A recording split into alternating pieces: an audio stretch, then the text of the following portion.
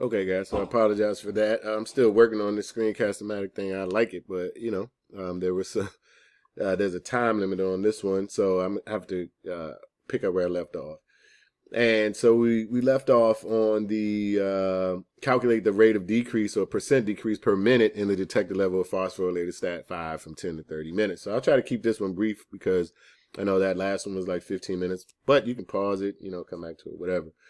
And so when we look at it, we're calculating this rate of decrease, basic calculations, the formula would be, initial amount minus the amount after the given time would, so initial minus the change, or figuring out this change here, we go from 100 to about 35% level of phosphorylated stat 5.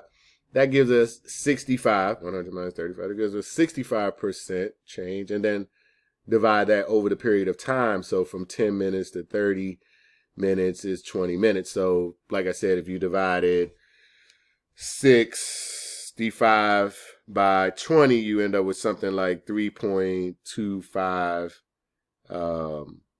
as your, what are they asking for here? The rate of decrease, right? And let's see what they have for that. Rate of decrease, let's see. All right. Kind of move quickly so we don't get caught up in this with the time thing. All right. So let's see. I think that was part C.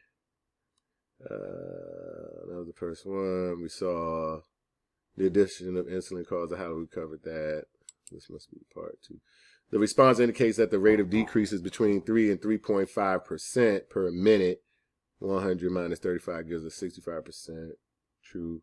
And then 65 divided by that 20 gives us that 3.25% per minute. All right. Go back to that. It's just if you're trying to find the rate of something, it's going to be initial minus the second position divided by the time covered. All right. So then the researchers claim that the similar regulation of carbohydrate metabolism by hepatocytes when the cells are treated with growth hormone or insulin results from the activation of different signaling pathways. Right. And we see that here. This is what they're saying. This is a different signaling pathway. Right. STAT5 does something and protein kinase B does something. Right. So let's see what they're really saying. The researchers claim that the similar regulation of carbohydrate metabolism by hepatocytes, yes, that's describing what we're looking at, when the cells are treated with growth hormone or insulin, yes, that's what we're looking at, results from the activation of different signaling pathways. That's what we're looking at here.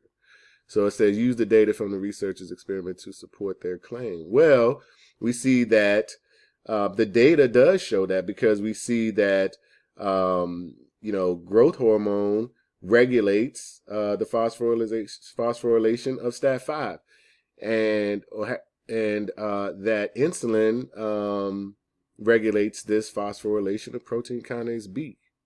So let's see what that's part D. Let's see what they say. The response indicates that the data show that different signaling proteins, growth hormone or insulin, are phosphorylated. STAT5 or protein kinase B are phosphorylated by the two different hormones, which does support the researchers' claim. Okay.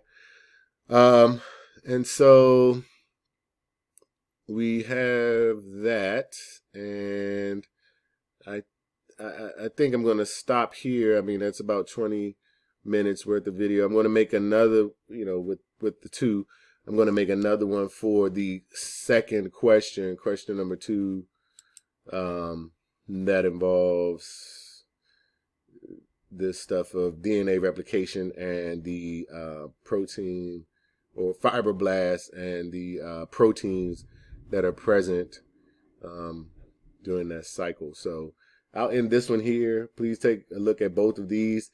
And what I want you guys to do is to then, after you watch both of these videos, and even the one that I'm going to create for this question, I want you to write down questions that you have still regarding about these questions here. So, I can move this around. But anyway, So please do that. Please have questions. Please, don't just say, yeah, I understand it, but you don't. And so that you can, you'll be able to answer questions similar to this on the AP exam.